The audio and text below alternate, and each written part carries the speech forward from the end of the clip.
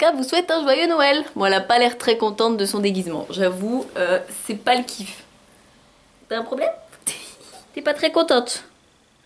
Non, t'es pas très contente. Je crois pas. Coucou tout le monde, je vous retrouve aujourd'hui pour une vidéo J'ai lu. Là il y a que 3 livres, mais il y en a 4 en vrai. Je vais parler du Fils de l'ombre et de l'oiseau. Ensuite ce sera Dans le jardin de l'ogre. Puis nous parlerons de Girlhood. Et enfin, roulement de tambour, Phobos 4.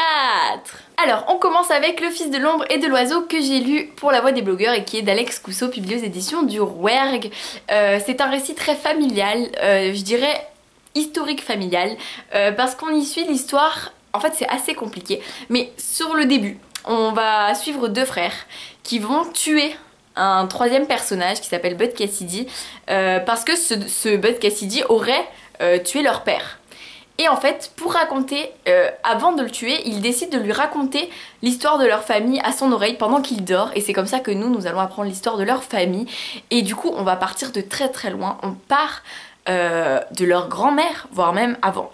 Et du coup c'est super intéressant parce que c'est vraiment une histoire familiale racontée sur un ton poétique, du coup ça rend le tout un petit peu magique. C'est vrai que c'est une très très très belle écriture. Moi j'avoue que c'est ce qui m'a le plus plu dans ce roman, c'est vraiment l'écriture et puis le récit de famille qui fait qu'on est vraiment happé dans l'histoire, qu'on a très envie de savoir quelle va être la suite, etc. etc. non-stop, tout le temps. Après ça reste quand même un récit qui est assez long, donc c'est vrai que les personnes qui n'aiment pas les romans trop riches, je sais que c'est bizarre de dire ça, mais pour moi ça existe. Il y a des fois où on n'est pas forcément dans une période où on a envie de lire un livre compliqué. Et je dirais que ce livre il est quand même à la limite du compliqué parce que c'est très poétique et du coup ça rend le livre très...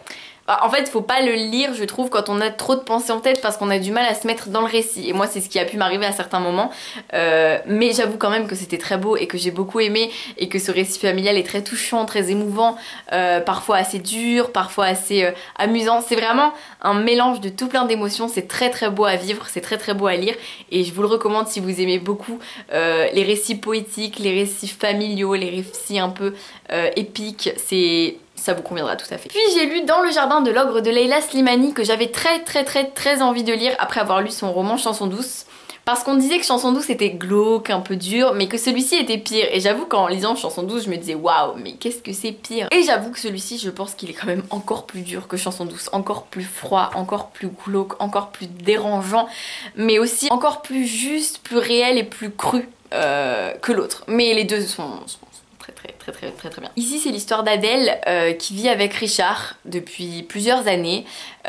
Tout semble aller pour le mieux, en tout cas c'est ce qu'on imagine du point de vue extérieur, si ce n'est qu'Adèle, dès qu'on commence un peu plus à suivre sa vie, on comprend qu'en fait chaque jour elle couche avec un homme différent et que Richard bien évidemment n'est pas au courant. Et on a beau trouver ça dérangeant, trouver ça presque bizarre qu'elle cherche sans cesse à aller vers d'autres hommes que son mari, qu'elle cherche sans cesse à coucher avec d'autres hommes que son mari, mais en même temps on s'attache beaucoup à elle, on s'attache beaucoup à ce personnage qui finalement nous semble si fragile, qui semble si contradictoire et finalement on se sent un peu perdu quand on lit ce livre parce qu'on est aussi perdu qu'elle, on ne sait pas ce qu'elle ressent et je pense qu'elle-même ne sait pas non plus ce qu'elle ressent et c'est là tout le cœur de ce livre justement. C'est aussi intéressant de lire un livre sur les addictions sexuelles parce que c'est pas très courant, c'est pas un sujet qui est super développé, on n'en lit pas dans tous les romans, mais dans celui-ci je trouve que c'est assez bien fait, et c'est très bien écrit. J'aime beaucoup l'écriture de Leila Slimani, c'est cru mais c'est vraiment comme il faut, ça ne va pas trop loin et ça j'apprécie beaucoup.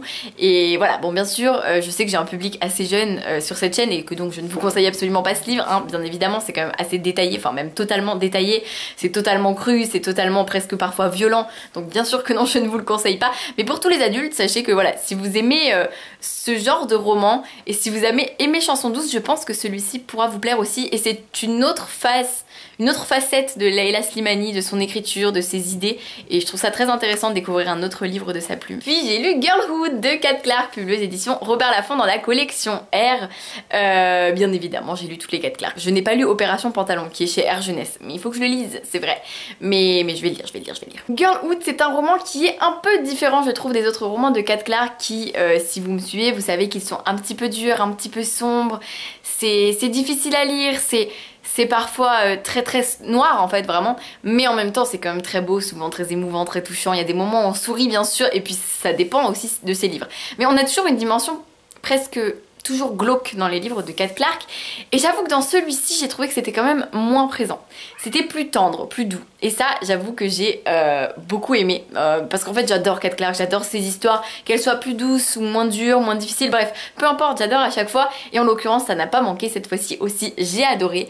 Ici on suit l'histoire de Harper qui est dans un pensionnat assez élitiste où il y a plutôt des gosses de riches on va dire, et Harper elle est dans ce pensionnat parce que sa sœur jumelle est morte et qu'elle a énormément de mal à s'en remettre, mais ça fait 1 an qu'elle est dans ce pensionnat et qu'elle s'est fait 3 amies vraiment avec qui elles sont totalement inséparables, elles s'adorent, elles passent énormément de temps ensemble, elles partagent beaucoup de choses jusqu'à ce qu'une nouvelle arrive et que cette nouvelle bouleverse un petit peu toutes les relations qui existent entre ces 4 filles. Et j'avoue que c'est un livre assez surprenant, assez beau, sur l'amitié bien évidemment et sur les ravages que ça peut faire, et en fait j'ai trouvé ça vraiment intéressant qu'on aborde uniquement l'amitié dans un livre, c'est très rare, et j'ai trouvé ça beau parce que finalement ici on donne vraiment de l'importance à l'amitié, point. Il n'y a pas d'histoire d'amour, il n'y a pas de tout ça.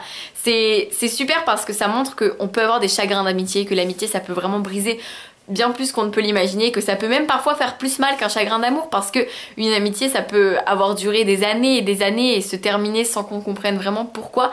Et c'est un petit peu ça qu'on vit avec ce livre de Kat Clarke, c'est que Harper c'est un personnage qu'on adore, à qui on s'attache beaucoup, on s'y identifie aussi, elle est vraiment adorable et en plus elle a énormément de culpabilité en elle, et du coup on ne peut que l'aimer et on ne peut que se dire mais non la pauvre, enfin je veux dire non, c'est pas possible qu'elle vive tout ça, tout ce mal-être, toute cette tristesse d'avoir perdu sa sœur jumelle, parce que ça doit être tellement dur de perdre sa sœur jumelle, je n'ose même pas imaginer. Et finalement le nouveau personnage qui apparaît, moi j'avoue que je ne l'ai vraiment pas beaucoup aimé, mais j'ai été pas mal surprise par la tournure des événements, et je pense que vous serez surpris aussi si vous le lisez, et voilà. Comme avec tous les romans de Kat Clarke, on est assez surpris, assez étonné par ce qui se passe, et finalement j'ai bien aimé, parce que vraiment ça change d'habitude, mais j'ai bien aimé. Et si vous connaissez Kat Clarke, j'ai hâte que vous le lisiez et que vous me disiez ce que vous en pensez vous de son style. Et si vous n'avez jamais lu de Kat Clarke mais que vous voulez commencer par un livre doux, celui-ci à mes yeux c'est quand même le plus doux d'entre tous. Oui vraiment. Et enfin,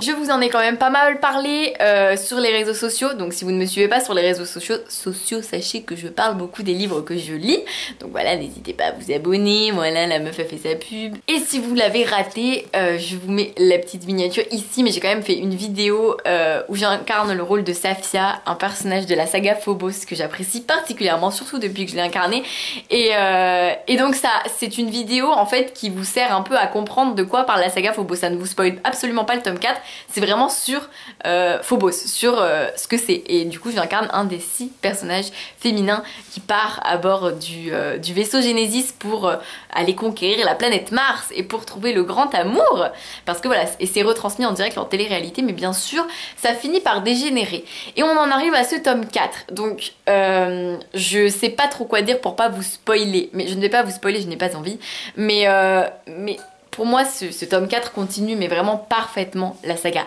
Je veux dire, il y a vraiment il se passe tellement de choses, encore une fois, bon il est énorme donc évidemment il ne peut que se passer plein de choses, mais en plus de ça on est totalement bouleversé par tout ce qui se passe, on est pris au trip, mais moi vraiment ces personnages, mais je m'y suis tellement attachée, je les aime tellement que de me dire que je m'approchais petit à petit au fur et à mesure que j'avançais de la fin de tout ça, c'était juste beaucoup trop triste. Mais en même temps, je vous assure que rien que pour la fin de cette saga de 4 tomes, cette fin est juste géniale. Enfin, c'est vraiment une fin dingue à laquelle on n'aurait jamais pensé finalement. J'avoue que non, franchement je n'y aurais jamais pensé. Et toute cette saga pour arriver à cette fin, c'est juste trop beau, trop émouvant. Et j'avoue que je pense que c'est une saga que je relirai.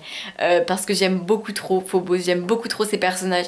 J'aime beaucoup trop la multitude d'idées de Victor Dixon. Mais je vous assure, Phobos c'est une saga où les idées s'enchaînent du tome 1 au tome 4 et on se rend tout le temps compte des liens qu'il y a entre tous ces livres, tous ces romans, et on se dit mais comment il a pu avoir autant d'idées qui concordent aussi bien. Je trouve ça dingue et vraiment rien que pour ça, mais lisez la saga Phobos, c'est ma saga préférée au monde entier, je vous assure, franchement.